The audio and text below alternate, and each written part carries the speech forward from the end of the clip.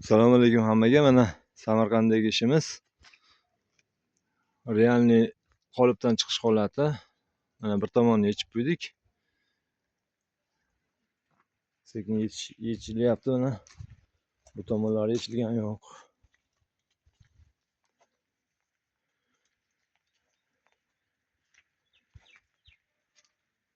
Xudo xolasa abdushi bo'lib chiqyapti.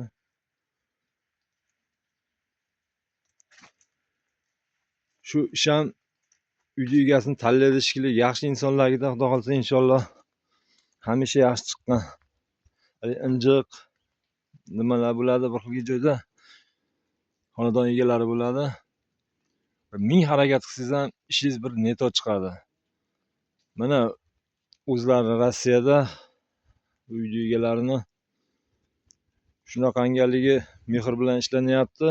Inshaalloh shuni mevasini ham beryapti. Mana ajoyib chiroyli bo'lib chiqyapti. Malades, Alloh rozi bo'lsin ishlariga,